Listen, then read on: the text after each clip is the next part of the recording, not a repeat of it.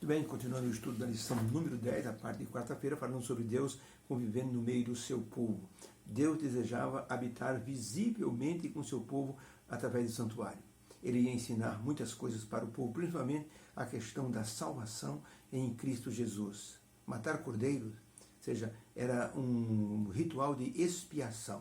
A pessoa pecava, levava o cordeiro, colocava a mão sobre o cordeiro, confessava o pecado, enfiava o punhal na garganta do animal, o sangue escorria, o sacerdote pegava, aspergia sobre o altar, levava para dentro do santuário, o pecado estava simbolicamente transferido para o santuário. O animal morrera no lugar da pessoa. Um ensinamento assim, espetacular, tremendo, algo assim muito didático para que as pessoas pudessem aprender. 400 anos preso no Egito.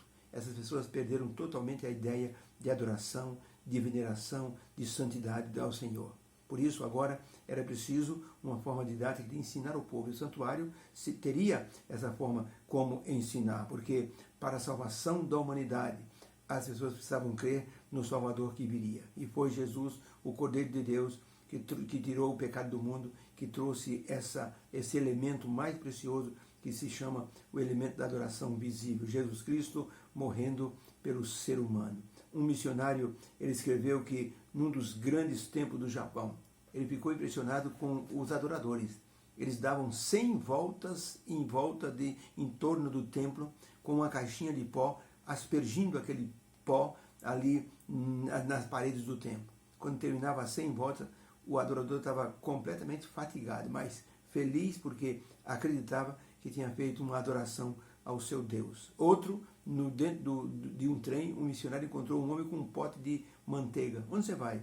É que eu tenho um ídolo que eu adoro e eu preciso lambuzar esse ídolo com manteiga. Então eu pego com as minhas mãos, eu praticamente dou um banho de manteiga no meu Deus e ele fica satisfeito, eu vou para casa satisfeito. Nosso Deus não exige nada disso, é um Deus interativo.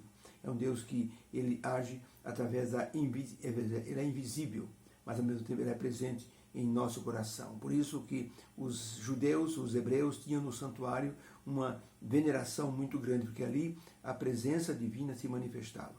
Quando sobre o santuário Deus se manifestava, o povo se preparava para ver a presença do Senhor. Um pastor disse que hoje nós não adoramos a Deus de forma correta, porque muitos vão na igreja e nem sequer adoram a Deus. Eles ligam a mente no piloto automático. O pregador está falando, ele está apenas olhando, ele não está ouvindo, ele está apenas olhando. Está entrando o som pelo ouvido, mas ele não está captando. O cérebro dele não está raciocinando aquelas palavras. A boca dele, quando canta, apenas está movendo os lábios. Ele não está compenetrado na letra, na poesia, na mensagem do hino. Na hora da oração, ele apenas fecha os olhos, mas ele não interage com a pessoa que está orando. Então está adorando a Deus no piloto automático. Sai da igreja completamente vazio. Por isso é importante que as pessoas estejam diante de Deus, crendo, estou na presença do Senhor. Isso é muito importante. Quando nós entregamos nossa vida a Deus, Ele já veio com sua presença para a nossa vida. Então, quando vamos na igreja, essa presença tem que se manifestar. Ou seja, nós temos que ter a reverência devida para que nós possamos, então, adorar a Deus de maneira plena e sentir a sua presença. E a pergunta número 4 é, o que podemos aprender de importante na construção do santuário? Moisés pediu muitas ofertas, as pessoas trouxeram, e então ia começar assim, a construção do santuário.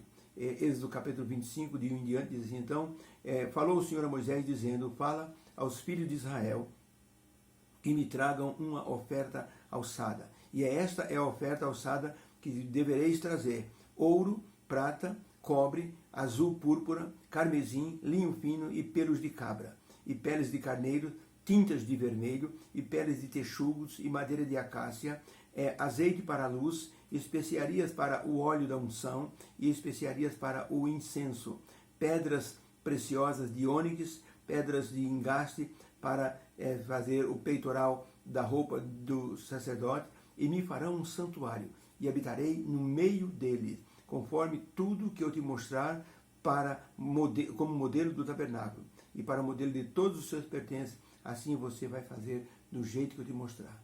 Então Deus deu instruções para Moisés preciosas e a pergunta é, o que nós podemos aprender dessa importante obra que era a construção do santuário? A resposta: aprendemos que por meio do santuário Deus estaria presente no arraial de Israel. E hoje Deus está presente conosco através da adoração que fazemos em sua casa. Tá? Os israelitas haviam ficado 400 anos prisioneiros, cativos no Egito. Haviam perdido toda a noção de santidade e de adoração. Por isso, era importante que eles estivessem agora diante de um Deus que iria pedir deles a adoração devida, e Deus iria ensinar como deveria ser a adoração. Ellen White, no livro Medicina e Salvação, página 120, ela escreveu: embora invisível aos olhos humanos, Deus era o líder dos israelitas, seu poderoso restaurador. Foi ele quem tornou doces as águas amargas de Mara. E então, através disso, ele desejava mostrar que a sua presença no santuário, pelo seu poder, era capaz de curar todos os males do coração humano. Temos que manter, então, nosso foco em Deus, nossa visão em Deus. Quando as pessoas estavam no deserto, primeiro eles começavam a olhar para o Sinai. O olho estava lá em cima no Monte Sinai, quando Deus, assim, ele vinha no Monte Sinai, o monte tremia. Então o olhar do povo era só para o Monte Sinai. Agora Deus estaria no santuário. Então o olhar das pessoas era para o santuário. Um pastor se perdeu numa das matas da Romênia. Ele estava indo para a missão, havia muitos nativos ajudando, mas enquanto os nativos sentaram-se para almoçar, ele continuou caminhando, vendo uma flor aqui ou acolá, se distanciou quando ele percebeu que estava perdido. Gritou, ninguém respondeu. Ele se apavorou e disse: agora, o que eu faço? Estou perdido. Pode ter animais selvagens aqui.